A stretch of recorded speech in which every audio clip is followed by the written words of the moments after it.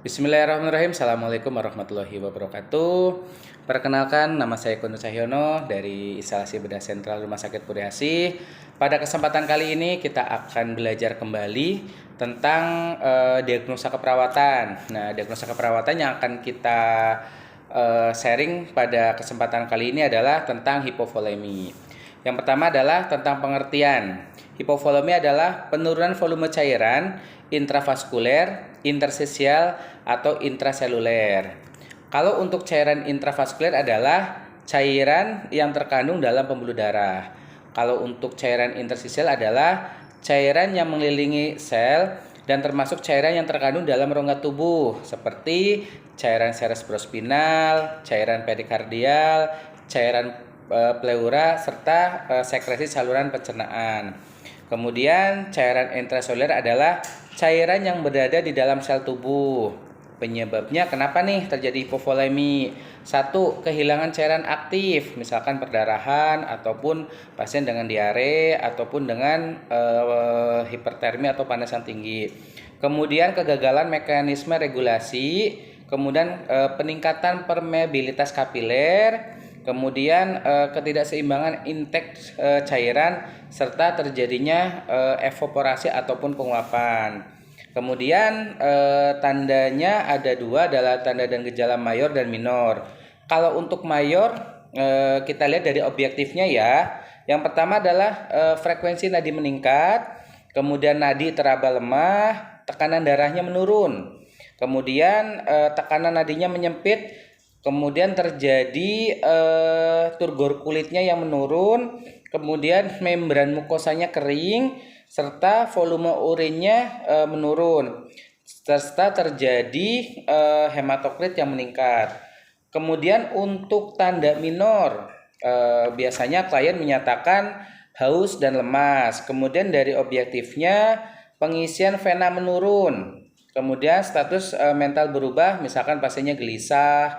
Kemudian suhu tubuh meningkat, suhunya lebih dari normal ya. Kemudian konsentrasi urin meningkat, berat badan turun secara tiba-tiba. Kemudian untuk intervensi keperawatannya ada 4, observasi, terapeutik, edukasi, serta kolaborasi.